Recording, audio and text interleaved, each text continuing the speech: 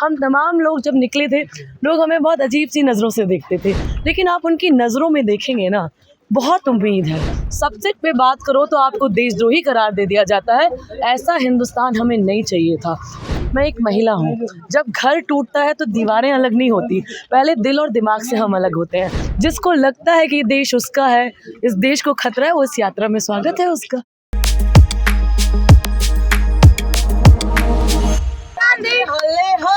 राहुल गांधी नमस्कार, स्वागत आहे आपलं टाइम्स ऑफ डेमोक्रेसी POD मराठीमध्ये। युवक काँग्रेसचे असतील, महिला काँग्रेसचे पदाधिकारी जे भारत जोडो यात्रेत चालत आहेत त्यांच्याकडून नारे जोडले आहेत। आपल्यासोबत प्रतिभा रघुवंशी त्यांचे संवाद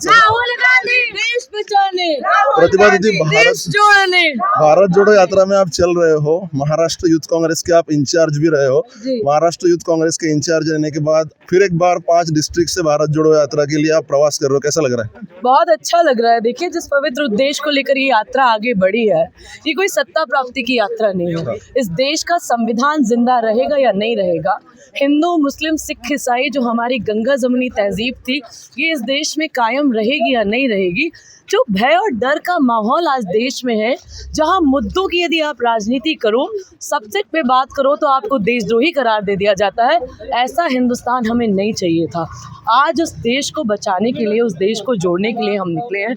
लोग कह रहे हैं भारत जोड़ो की आवश्यकता क्यों है, इसलिए है, मैं एक महिला हूँ, जब घर टूटता है तो दीवारें अलग नहीं होती, पहले दिल और दिमाग से हम अलग होते हैं। आज कहीं ना कहीं नफरत के वो बीज हमारे युवाओं में, हमारे किसानों के बीच में धर्म के नाम पर RSS रूपी शाखा के द्वारा बोए जा रहे हैं। इसको ख़त्म करने के लिए, पुनः उसी गंगा जमुनी तहजीब को कायम करने के लिए, जहां हमारे देश में बिस्मिल्लाह का अपनी बेटी का नाम सरस्वती रखते हैं, हमारा ऐसा इतिहास है, तो उस चीज़ को फिर हमें एक बार कायम करना है। इसलिए देश जोड़ने की यात्रा पे हम निकले हुए हैं और राहुल गांधी जी पदयात्री के रूप में इस यात्रा में शामिल हैं। हम तमाम लोग जब निकले थे, लोग हमें बहुत अजीब सी नज़रों से देखते थे, लेकिन जैसे जैसे पड़ाव हमारा आगे बढ़ता जा रहा है, एक सम्मान लोगों के मन में हम लोगों के लिए आया है। और मुझे भाषाएं ज़्यादा नहीं आती, मैं साउथ बहुत ज़्यादा घूमी नहीं हूँ, हिंदी भाषी क्षेत्र के हम लोग हैं, लेकिन आप उनकी नज़रों में देखेंगे ना, बहुत उम्मीद है। आप उनके चेहरे पर एक मुस्कान देखते हैं, तो मुझे लगता है प्यार की कोई भाषा नहीं होती। और इसी प्यार की भाषा को लेकर इस देश में प्यार बांटने के लिए, नफ़रत को ख़त्म करने के लिए पूरे कांग्रेस के युवा, नौजवान साथी, बुज़ुर्ग, महिलाएं सब सड़कों पे हैं। और हमारे विरोधी पक्ष के लोग भी, जिनको लग रहा है वो भी कहीं ना कहीं इस यात्रा में, भले ही वो आप प्रत्युत्तर करते हो, लेकिन नज़रें सबकी हैं विरोध करने के लिए से आपके साथ शामिल है। बिल्कुल, हम तो यही मानते हैं, क्योंकि देश को जोड़ने की यात्रा है। जिसको लगता है कि देश उसका है, इस देश को खतरा है, वो इस यात्रा में स्वागत है उसका।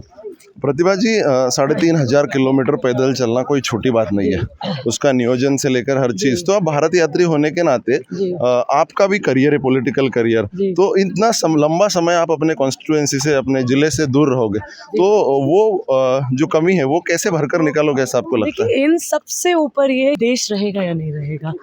यदि देश रहेगा तो जाति, प्रांत, संप्रदाय ये सब नगण्य हो जाते हैं। तो देश के लिए आज चल रहे हैं। और जो आपने बात कही कि हाँ, दिक्कतें आती हैं, शुरू के 12-15 दिन बहुत कठिन थे, पैर में छाले हुए, दूसरी समस्याएं शुरू हो गई, लगा कि पता नहीं यात्रा आगे बढ़ा पाएंगे या नहीं बढ़ा पाएंगे। लेकिन 20-25 दिनों के बाद, जैसे मैंने कहा कि लोगों की नज़रें और विश्वास, उम्मीद इस देश को जोड़ने के लिए जैसे जागी, सुबह जब तिरंगे को सलाम करके निकलते हैं, सारा दर्द भूल जाते हैं।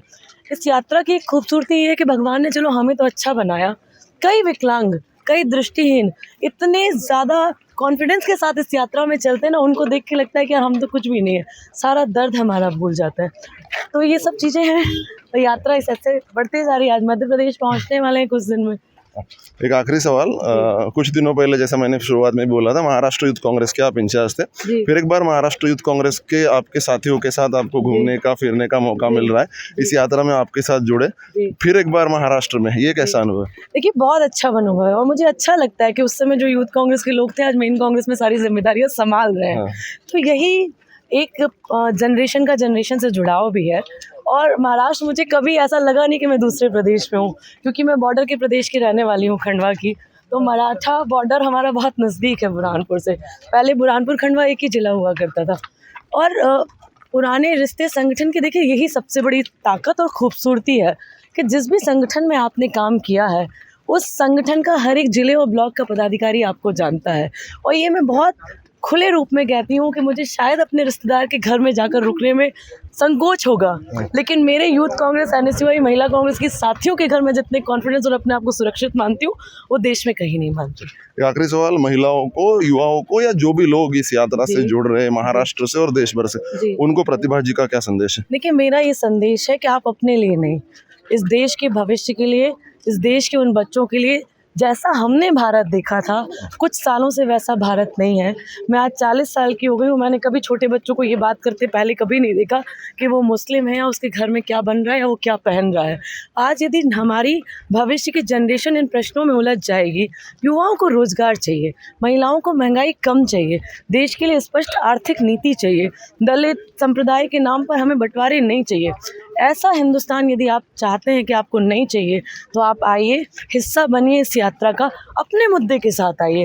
आप युवा हैं तो बेरोज़गारी का मुद्दा आपके पास है, आप आमजन हैं तो महंगाई का मुद्दा आपके साथ है, आप किसान हैं तो आपकी उपज खाद बीज यंत्र का सवाल आपके पास है।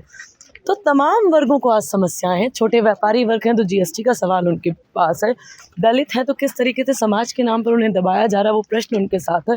अपने अपने प्रश्नों को लीजिए, इस यात्रा में हिस्सा बनिए, भविष्य के साथ रहिए, और भविष्य सुरक्षित तभी होगा तब हम अपने आप को जाति धर्म संप्रदाय से ऊपर इस देश का और इंसानियत का मानेंगे। इस देश में प्यार की ज़रूरत है जब वो बांटने निकलेंगे। बहुत बहुत शुक्रिया। आपल्यासोबत होत्या युवक काँग्रेसच्या महासचिव प्रतिभा रघुवंशी, ज्यांनी या यात्रेबद्दल त्यांना काय वाटतं सांगितलेलं आहे। व्हिडिओ जर्नलिस्ट योगेश सह प्रशांत वाघ, TOD मराठी, बुलढाणा।